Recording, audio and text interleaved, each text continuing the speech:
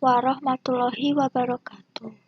Nama saya Elvira Dwi Krisnawanti, NIM 200205095 dari kelas 20A3 Prodi D3 RMIK.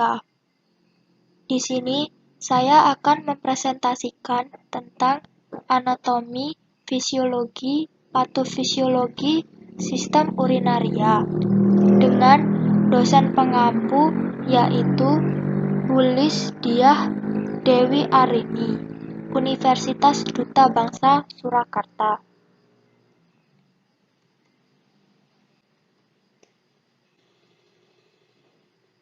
Yang pertama, pengertian sistem urinaria, yaitu sistem terjadinya proses penyaringan darah sehingga darah menjadi 1.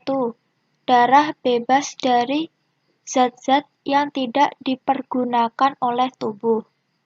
2. Menyerap zat-zat yang masih dipergunakan oleh tubuh.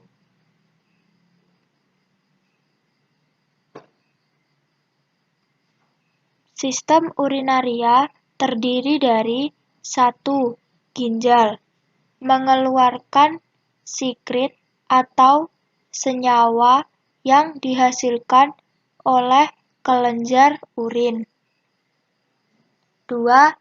Ureter, menyalurkan urin dari ginjal ke kantung kemih. 3. Kantung kemih, sebagai penampung urin. 4. Uretra, mengeluarkan urin dari kantung kemih. Sistem urinaria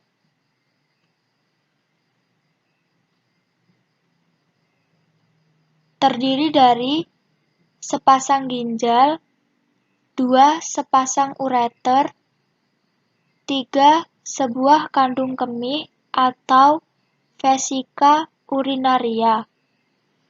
Yang terakhir, sebuah uretra.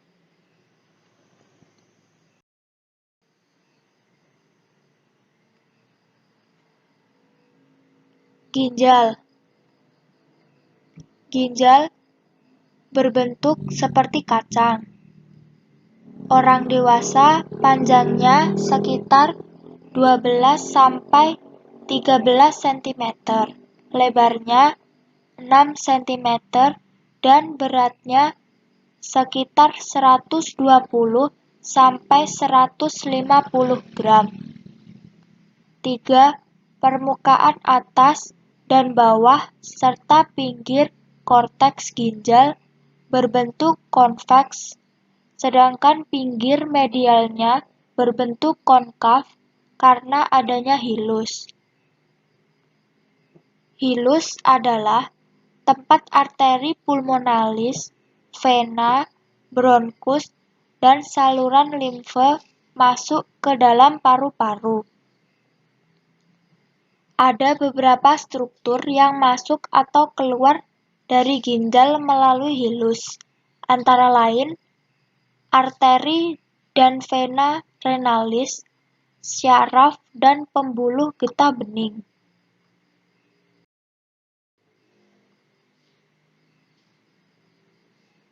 Fungsi ginjal, yaitu 1. Pengeluaran zat sisa organik. 2. Pengaturan konsentrasi ion-ion penting. 3. Pengaturan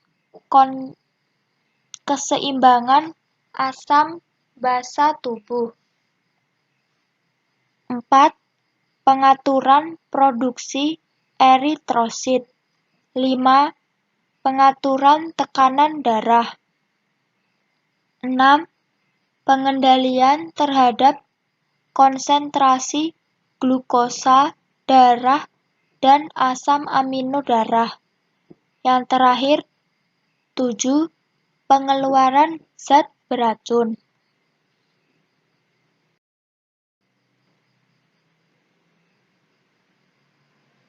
Fisiologi ginjal. Yang pertama, mengatur volume air atau cairan dalam tubuh. 2. Mengatur keseimbangan osmotik dan mempertahankan keseimbangan ion yang optimal. 3. Mengatur keseimbangan asam basa dalam tubuh. 4. Ekskresi sisa hasil metabolisme. 5. Fungsi hormonal dan metabolisme. 6. Membentuk hormon dihidroksikoleklasifferol.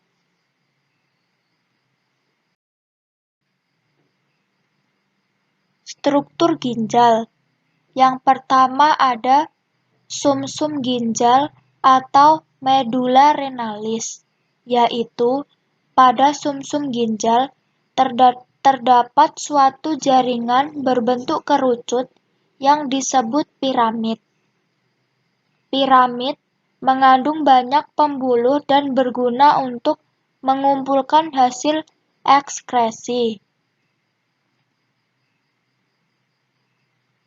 Selanjutnya, yang kedua ada korteks ginjal, yaitu korteks yang mengandung jutaan alat penyaring atau nefron yang berjumlah sekitar 1 sampai 1,5 juta. Fungsi nefron yaitu membentuk urin dengan cara filtrasi, reabsorpsi, dan sekresi. Bagian-bagian nefron. Yang pertama ada glomerulus, yaitu berfungsi sebagai tempat filtrasi sebagian air dan zat yang terlarut dari darah. Yang kedua ada kapsula Bowman, yaitu untuk mengumpulkan cairan yang difiltrasi oleh kapiler glomerulus. Dan yang terakhir ada tubulus, yaitu mengangkut cairan tubuh dan darah menuju ginjal.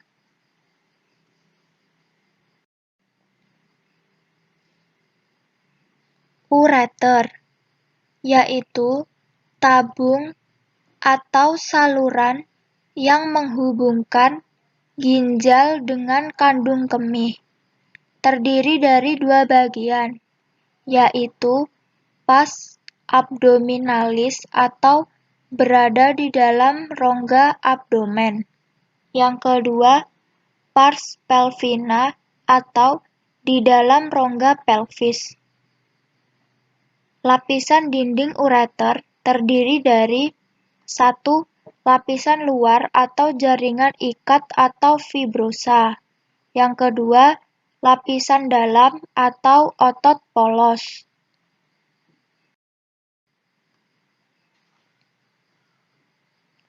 Vesika urinaria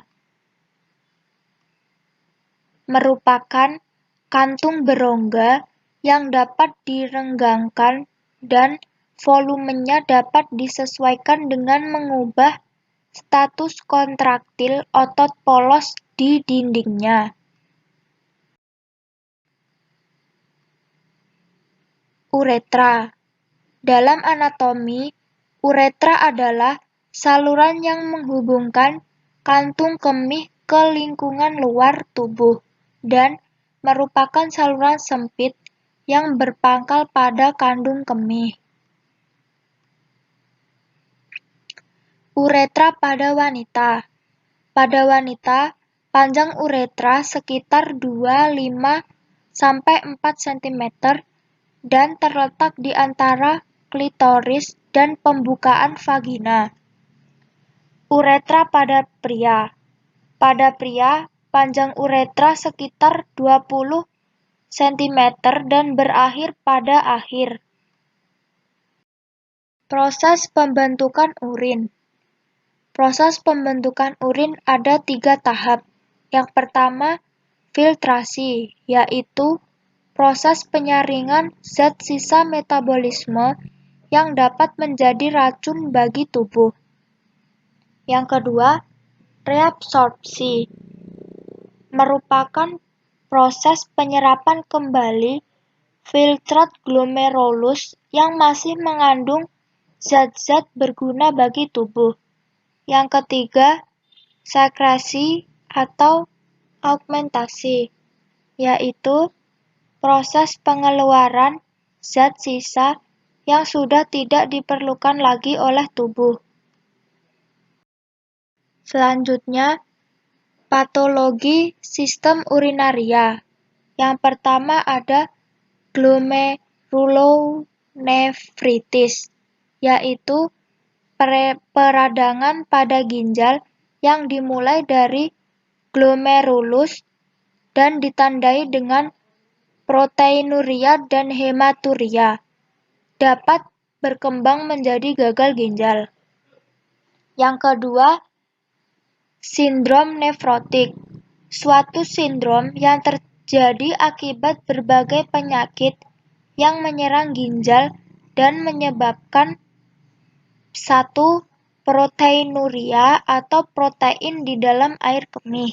Yang kedua, menurunnya kadar albumin atau protein utama darah dalam darah. 3. Penimbunan garam dan air yang berlebihan. 4. Meningkatnya kadar lemak dalam darah. 3. Nefritis, yaitu peradangan ginjal ditandai dengan hematuria atau darah di dalam air kemih, proteinuria atau protein di dalam air kemih, dan kerusakan fungsi ginjal. Yang keempat, gagal ginjal atau renal failure. Penyakit di mana fungsi ginjal mengalami penurunan.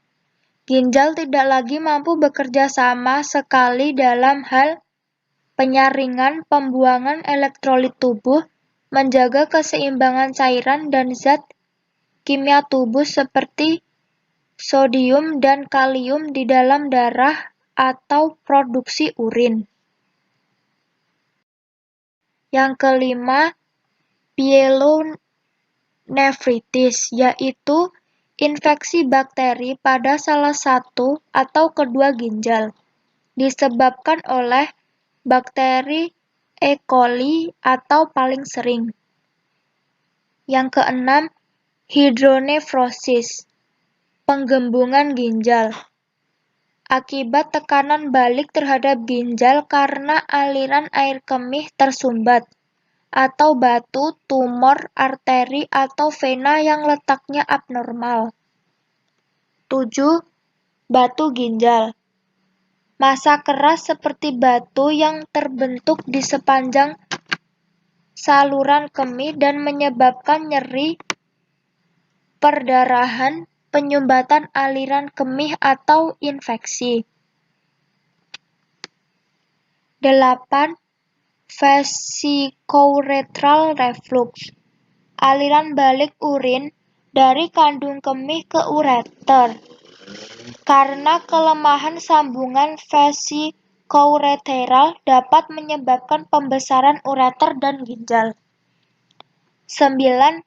Sistitis, radang kandung kemih, disebabkan oleh infeksi bakteri, penggunaan alat semprot pembersih genital wanita, atau penggunaan tabung kateter dalam jangka waktu lama.